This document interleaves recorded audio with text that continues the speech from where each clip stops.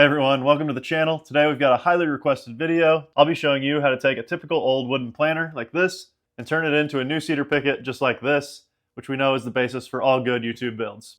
Let's jump into it. We've all seen lumber prices going up recently, so you might be thinking like me, how can I repurpose some of these old projects and turn them into something new? If so, you are in luck. This is a step-by-step guide to do just that. Start by grabbing the old planter you probably made a couple years ago and didn't sell on Facebook Marketplace. We need to start with disassembly. Luckily, most of us didn't know what we were doing 2 years ago, so it's pretty much disassembling itself at this point. Remove any old screws, nails, or staples you see and get it down to its most basic parts.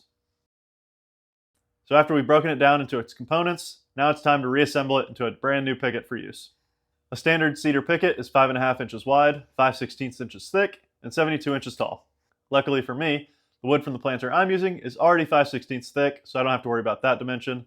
If yours are not this thickness, go ahead and run them through the planer and get them all down to that. After everything is at the same thickness, now we can go to the 5.5 inch wide sections. Find any pieces from your planter that are 5.5 inches wide and just start putting them end to end. Now, we're going to use a long kept secret in the carpentry world here, and that is how to use staples to lengthen boards. So once you've got them lined up, go ahead and grab your staple gun and start stapling. Be sure that one end of each staple is embedded in each board as shown here.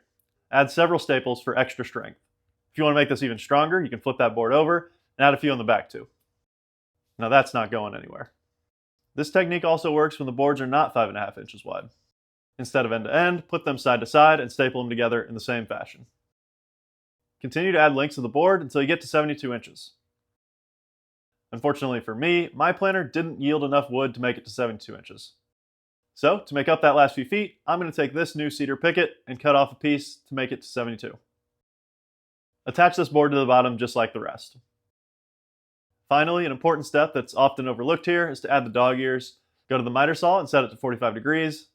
Cut off about an inch by inch piece from each of the top corners. Optionally at this point, you can stain the board or just leave it natural. This is going to be a reclaimed wood project for me, so I'm going to leave it as is. And that is how you turn an old planter into a new fence picket ready for your next project. If you need ideas for this future picket project and don't want to miss out on great content like this, be sure to like and subscribe to the channel. And be sure to tune in next week where I'm going to make a planter from just a single fence picket.